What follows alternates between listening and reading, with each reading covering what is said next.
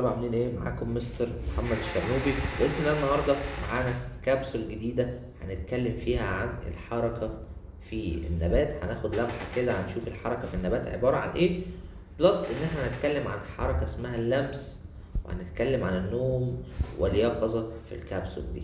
تمام؟ طيب بص معايا الاول على انواع حركه النبات.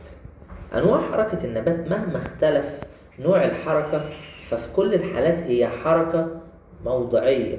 يعني انت ما عندكش نبات هتدرسه ولا نبات هتعرفه بيتنقل من مكانه. كده كده كل النباتات بتتحرك في مكانها، وكل انواع حركات النبات ما هي الا حركات بتحصل في نفس المكان. طيب النبات ده عبارة عن كائن حي، فمعنى ان هو كائن حي ان اول نوع من الحركة كده كده عنده الحركة الدائبة.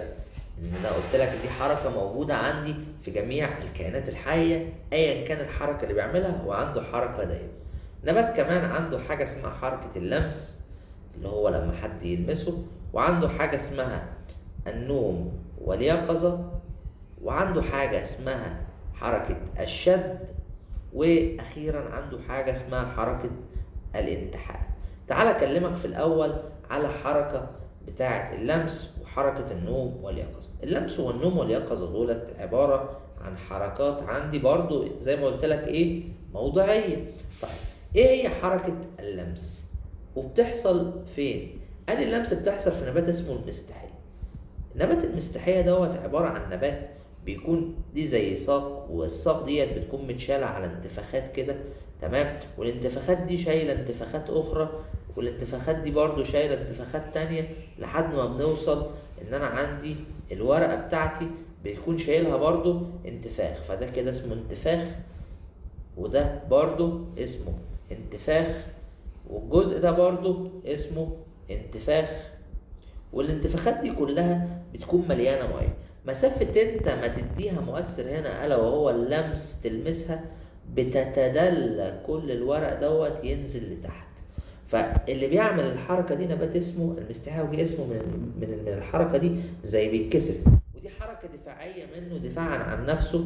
ليه؟ والله قال لي حشره وقفت عليه او اي حاجه وقفت عليه، فده بيبتدي يحمي نفسه عنده من ايه؟ من ان حاجه تاذيه، عن طريق ان هو يعمل نفسه دبلان. طيب فبالتالي الحركه دي بتتم فين معلش؟ في المستحيل. طيب تاني حاجه حركه النوم واليقظه. هو النبات بينام ويصحى؟ لا. قال لي والله بس بيعمل حركات تعبر عن الموضوع ده، والكلام ده برضو بيحصل في المستحيل.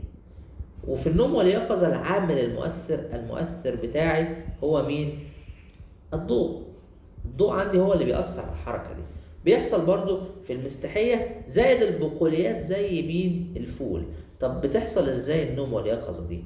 قال لي والله الورق أو النبات يجمع الورق ويتدلى بإيه؟ بغياب الضوء. بيبتدي يلم الورق بتاعه زي ما بيعمل في اللمس، ولكن بغياب الضوء. وفي طب في غياب الضوء ده تعبيرا عن ايه؟ تعبيرا عن النوم. عن النوم. طب في النهار، وفي النهار بيبتدي ان هو ايه؟ يفرد الاوراق، تعبيرا بقى عن اليقظة للنبات. خلاص النبات صحي بقى، تعبيرا عن اليقظة يبتدي ايه؟ ان هو يفتح الورق بتاعه تاني. كده نكون بصينا على الحركة في النبات بوجه عام، واتكلمت معاك على اللمس والنوم واليقظة. اشوفكم الكبسول اللي جاية، ونهاية كل كبسول بالشفا.